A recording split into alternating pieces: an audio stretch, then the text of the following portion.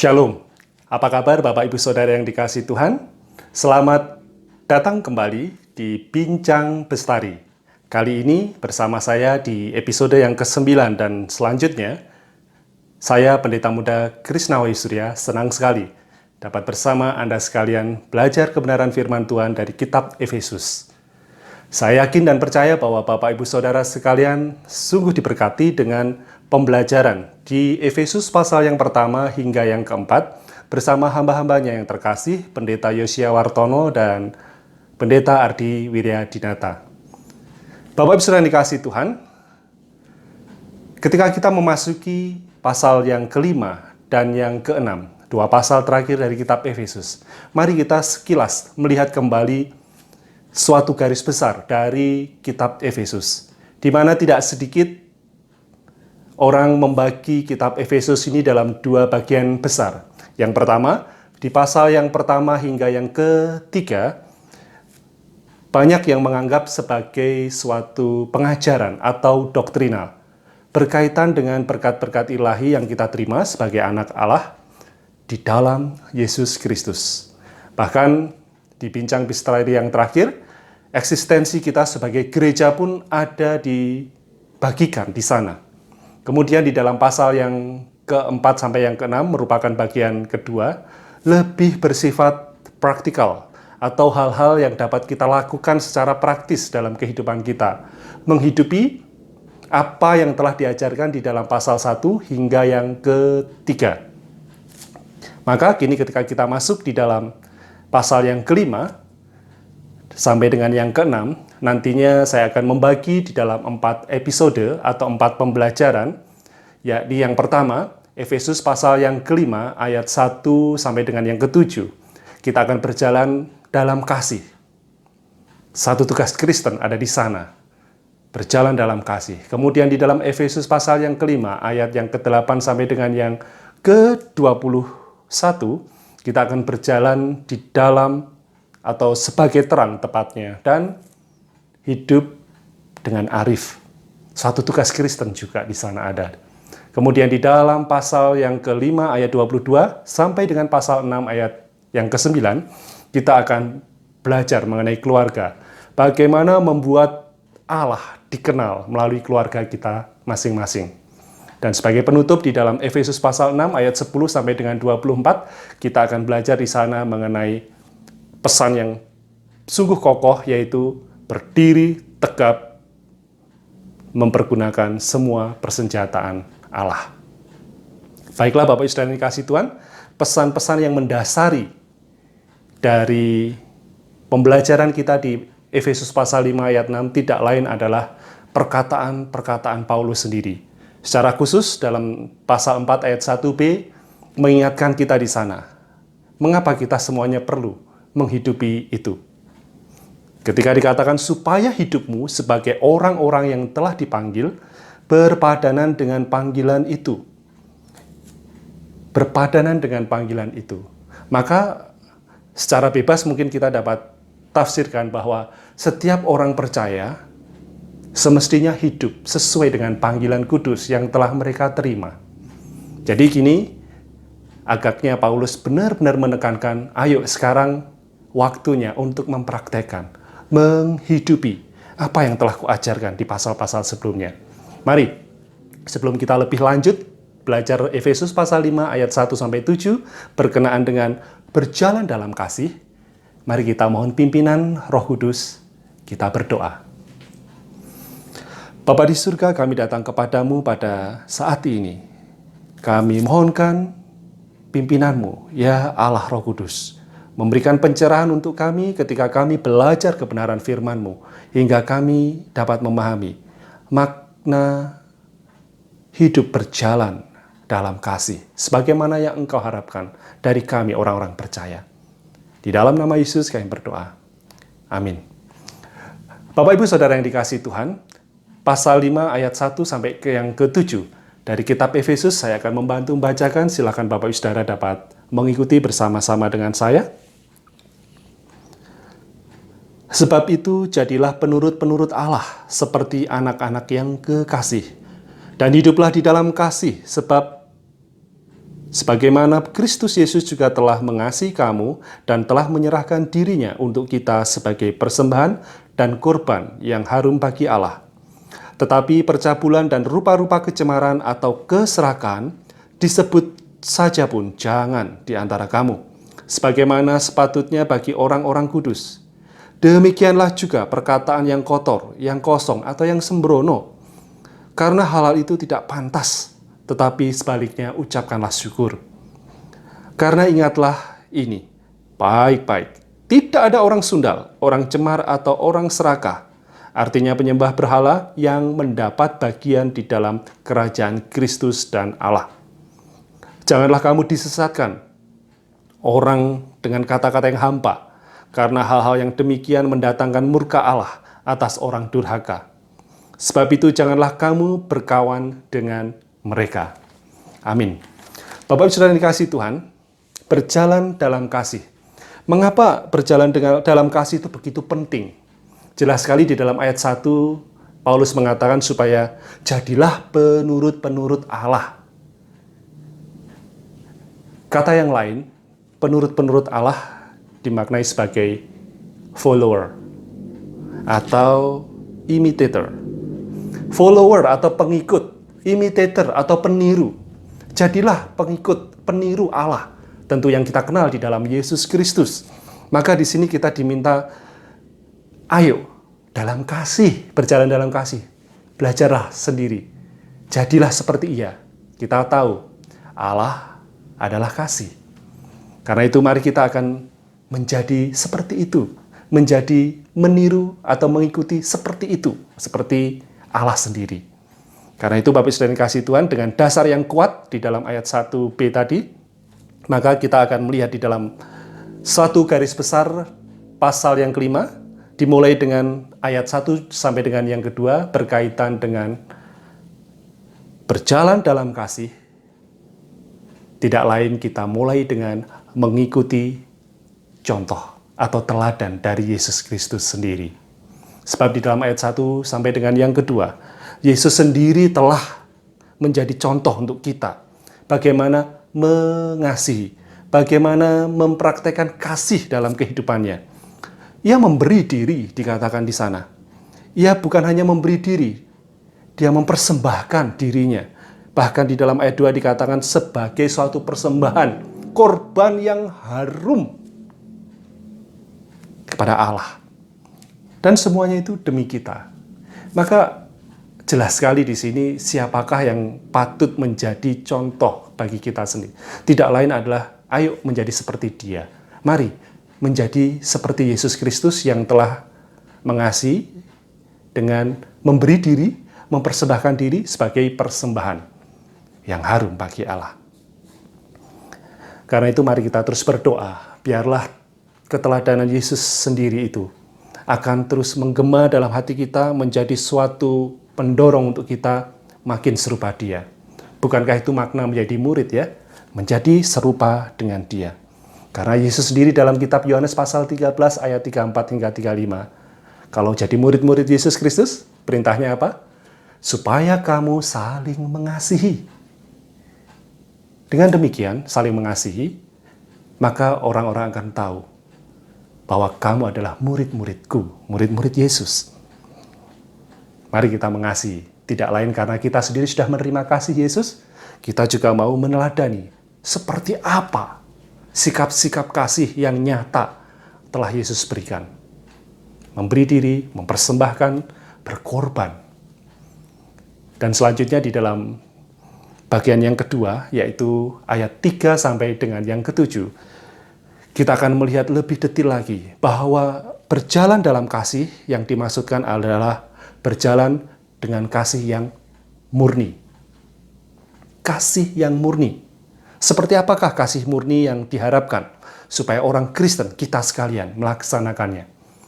Di dalam ayat 3 sampai dengan yang ke-7 jelas sekali bahwa kita perlu mengasihi dengan kasih yang bebas dari segala macam isyarat maupun tanda-tanda amoral. Bukankah di sana tadi dikatakan bahwa percabulan, rupa-rupa kecemaran atau keserakan disebut saja jangan. Apalagi dilakukan ya, disebut saja jangan. percabulan, rupa-rupa kecemaran, keserakahan, semuanya itu jangan ada pada kita. Bahkan juga di ayat 4, perkataan kotor, yang kosong, yang sembrono, itu semuanya nggak fit untuk kita, nggak pantas ya, nggak pantas untuk kita yang sudah percaya kepada Yesus. Orang yang menyatakan diri bahwa kita sudah bertobat, siap berubah, dan mengikuti teladan Yesus, maka kata-kata seperti itu tidak pantas. Bahkan kalau saya boleh mengingat pelajaran dari buku bahan KPW kita,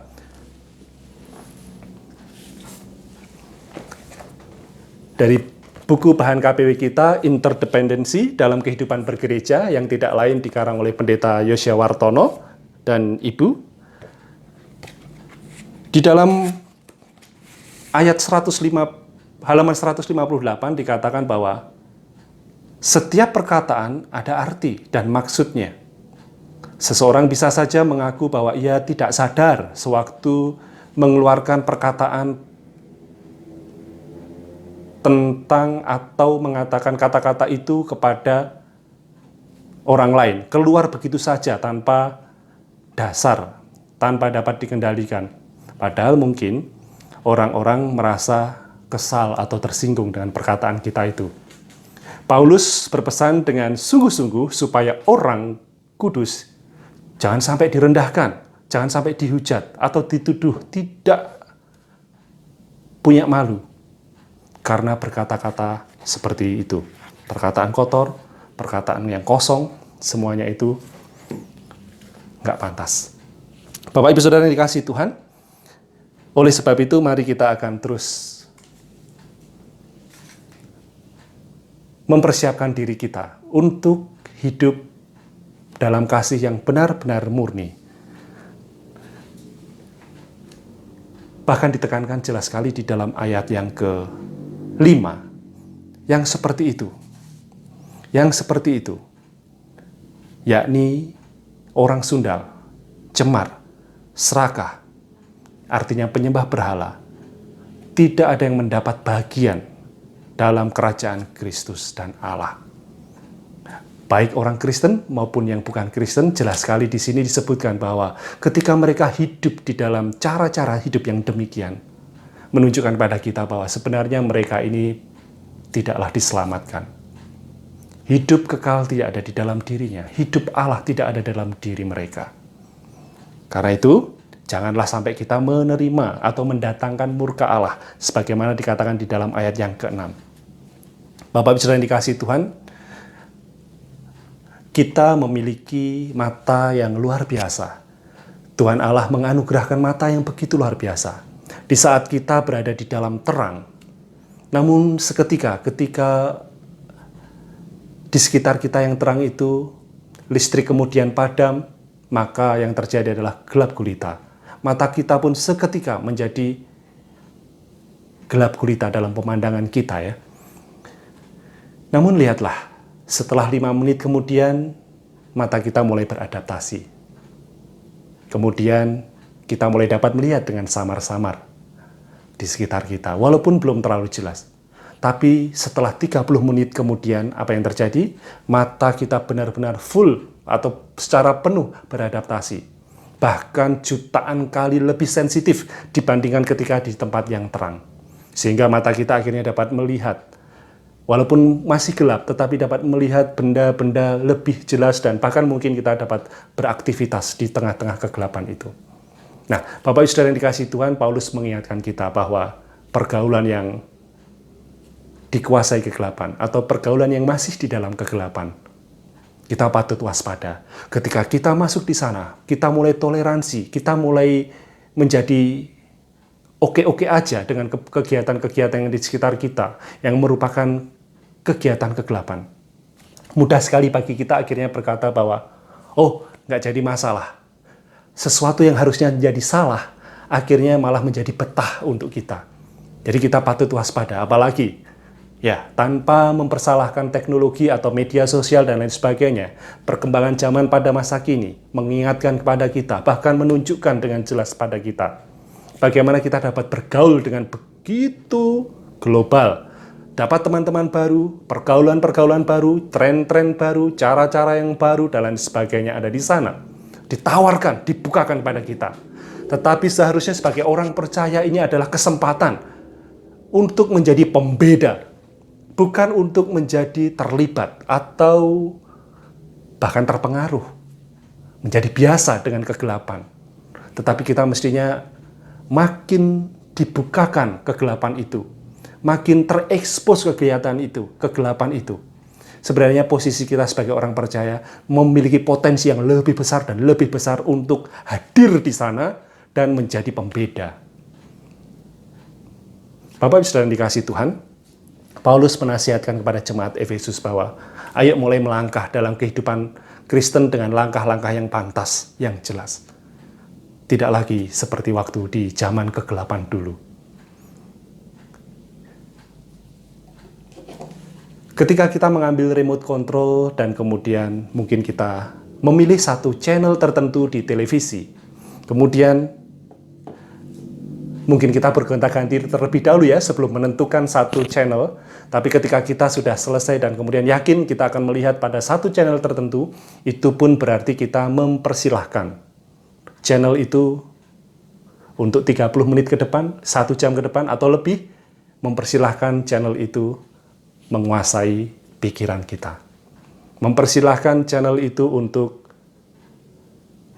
mengekspos segala sesuatu kepada kita dengan terbuka.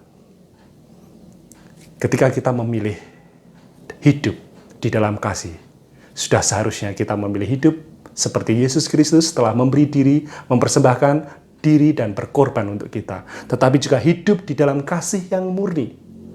Lawanlah semuanya itu, seperti dikatakan oleh Paulus di dalam ayat yang ke-7. Sebab itu, janganlah kamu berkawan dengan mereka. Wih, suatu panggilan yang ekstrim, atau perintah yang sangat tegas. Jangan berkawan dengan mereka. Apa maksudnya? Karena Paulus tahu bahwa begitu kita ada di sana dan pengaruh yang begitu kuat bisa saja dapat merusak iman Kristen kita. Maka jangan kamu berkawan dengan mereka. Karena yang seperti itu jelas sekali bukan identitas kita. Suatu saat mungkin kita bisa saja masuk di sana dan kemudian menjadi terang. Tetapi Paulus menegaskan bahwa ketika kita memilih sesuatu, patutlah kita waspada ya. Bagaimana itu akan mempengaruhi kita atau kita yang mempengaruhi. Karena itu Bapak Ibu Saudara yang dikasihi Tuhan, menghidupi pasal 5 ayat 1 sampai dengan yang ke-7. Hidup berjalan dalam kasih. Mari meminta Yesus sendiri menolong kita untuk meneladani Dia dan hidup berjalan dalam kasih yang murni. Selamat untuk kita semuanya berjalan di dalam kasih. Inilah tugas Kristen Anda. Mari kita berdoa. Bapa di surga, kami datang kepadamu bersyukur untuk pembelajaran hari ini. Tuhan, kami bersyukur bahwa Engkau mengingatkan kami, Engkau telah memanggil kami, supaya kami hidup sekarang ini seturut, sepadan dengan panggilan kudus itu. Tidak lain adalah kami meneladani Engkau, Yesus, hidup di dalam kasih, sama seperti Engkau telah mengasihi kami, memberi dirimu, dan juga mengorbankan dirimu, untuk menjadi suatu persembahan yang kudus dan harum. Kami rindu untuk meneladani Engkau Yesus, dan bahkan kami bersyukur diajarkan untuk suatu langkah-langkah praktis, hidup dalam kasih yang murni, bebas dari segala macam isyarat maupun tanda-tanda yang amoral, yang cemar, yang cabul. Bahkan kami didorong untuk mengucap syukur, melepaskan segala sesuatu yang masih dalam kegelapan dan menjadi manusia baru, seperti di dalam pasal-pasal yang lalu Engkau inginkan kami hidup di dalamnya.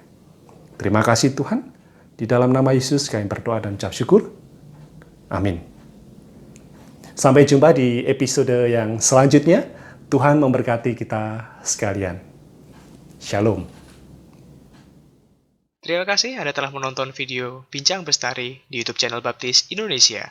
Pastikan Anda klik subscribe dan klik lonceng untuk menonton video kami selanjutnya.